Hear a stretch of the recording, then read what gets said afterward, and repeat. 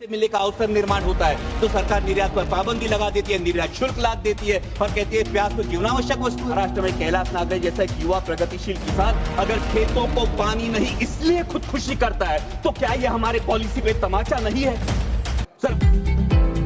The victory learning school, pre nursery, KG1, KG2, पहिली ते चौथी पर्यंत शिक्षण।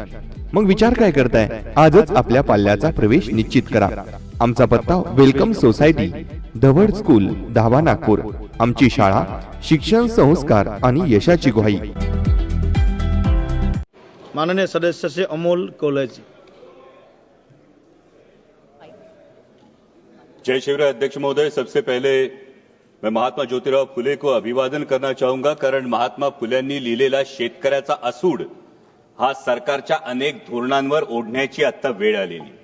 अध्यक्ष महोदय, जहां देश की 2/3 आबादी खेती पर निर्भर है, वही खेती के लिए आवंटन है मात्र 3.1%। मार्केट इंटरवेंशन स्कीम हो या फिर प्राइस सपोर्ट स्कीम हो, उसके लिए आवंटन है 0। प्रधानमंत्री फसल बीमा योजना में कटौती है 23%।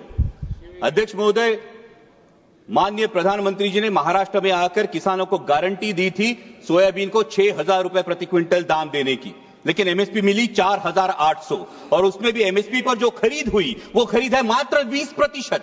बाकी 80% किसानों को अपना सोयाबीन 3,500 4,000 में बेचना पड़ा, जहां की लागत का खर्चा है 7,000 रुपए प्रति क्विंटल। तो कैसे होगी कि किसान की आय दुगनी और क्या हुई माननीय मोदी जी की गारंटी?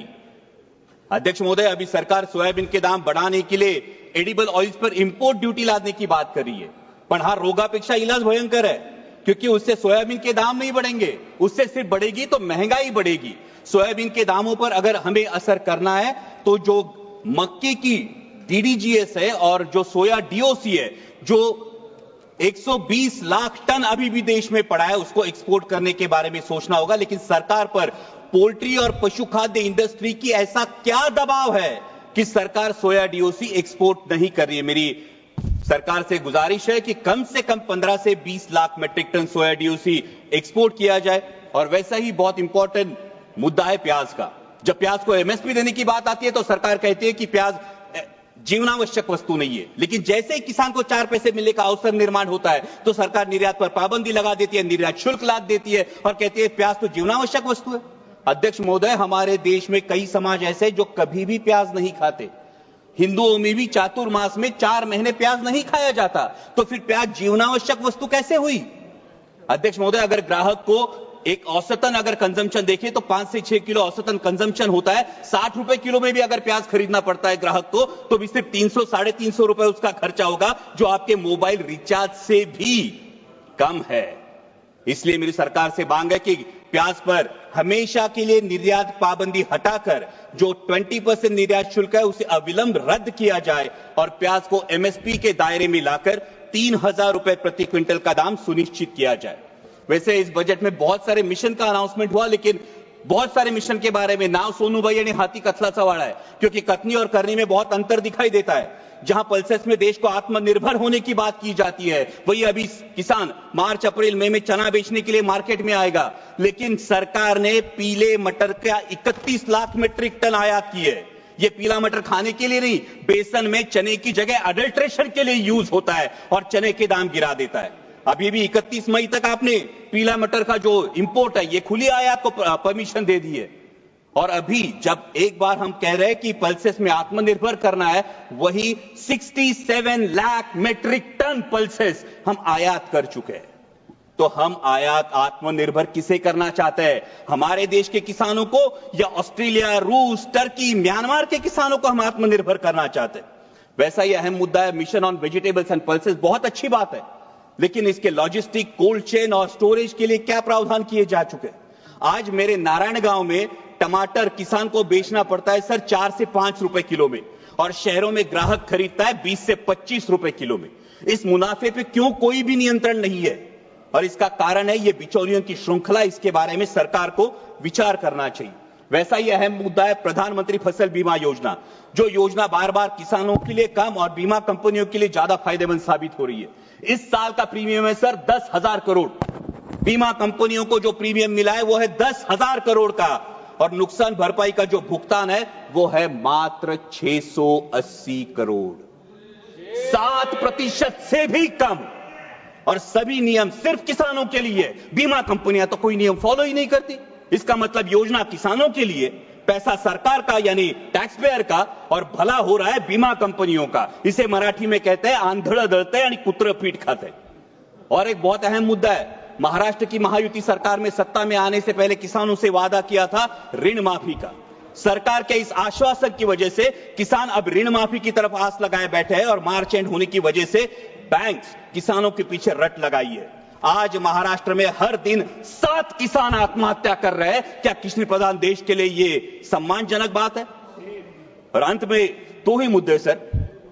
अभी अमेरिका में सत्ता परिवर्तन होने के बाद अमेरिका ने कहा है कि भारत ने अपना एग्रीकल्चर मार्केट अमेरिका के लिए खोलना चाहिए, और इससे भारत के किसानों के पे एक बड़ा संकट मंडरा रहा है। लेकिन सरकार ने अभी तक इसमें कोई स्पष्टता नहीं दी है, क्योंकि अमेरिका का किसान सोयाबीन का जो उत्पादन लेता है अध्यक्ष महोदय, वो 30 लाख क्विंटल पर हेक्टर लेता है, लेकिन हमारे देश का किसान सिर्फ 10 लाख क्विंटल पर हेक्टर लेता है। क्योंकि अमेरिका के किसान को जेनेटिकली मॉडिफाइड जीएम वैरायटी लगाने का अधिकार है, हमारे किसान को नहीं। सरकार जो एडिबल ऑयल इंपोर्ट करती है वो जीएम वैरायटी का चलता है, लेकिन किसान जीएम वैरायटी की फसल नहीं लगा सकता। तो कैसे होगा? जहां अमेरिका अपने किसान को सक्षम कर रही है, वही हमारे विश्व गुरु देश का किसान अभी भी एमएसपी के लिए जूझ रहा है। सर, प्रधानमंत्री जी ने एक बहुत प्यारी बात कही महाकुंभ के बारे में वक्तव्य देते वक्त। उन्होंने कहा कि नदी उत्सव मनाना चाहिए, लेकिन ये नदी उत्सव नदियों का खोलीकरण, रुंदीकरण और पुनरुज्जीवन होगा, तभी असली नदी उत्सव होगा। सर, महाराष्ट्र में कैलाश नागरे जैसा एक युवा प्रगतिशील किसान अगर खेतों को पानी नहीं इसलिए खुदकुशी करता है, तो क्या यह हमारे पॉलिसी पे तमाचा नहीं है? सर, आज हर कोई बहुत सारी चीजें खोदने की बात हो रही है, लेकिन डैमों में जो मिट्टी जमा हुई है सर, 30 से 40% कैपेसिटी हर किसी डैम की कम हुई है। शायद उत्तर भारत में इसका प्रमाण और ज्यादा होगा, लेकिन इसकी मिट्टी खोदने का कोई प्रावधान अब तक किया नहीं। अंत में इतना ही कहूंगा सर, मैं सरकार से गुजारिश करता हूं कि हमारे देश को, किसान को पर्याप्त पानी, अच्छी क्वालिटी का बीज, उत्पाद को सही दाम और इंटरनेशनल मार्केट में कंपीट करने के लिए फ्री हैंड दीजिए। वो सरकार के कथित 17 रुपए दिन के सम्मान का मोहताज नहीं। और जाते जाते इतना ही कहूंगा, मस्जिद के नीचे तुम मंदिर क्यों ढूंढते हो? मस्जिद के नीचे तुम मंदिर क्यों ढूंढते हो? भविष्य की ओर देखो, तुम इतिहास पर क्यों लड़ते हो? ठीक है, धन्यवाद। वो लड़ाएंगे भड़काएंगे, वो लड़ाएंगे भड़काएंगे, लेकिन राष्ट्रहित का रुख तू कर, किसानों के हित में हमेशा इंसानियत की बात तू कर, इंसानियत बात तू कर। जय शिवराय, धन्यवाद।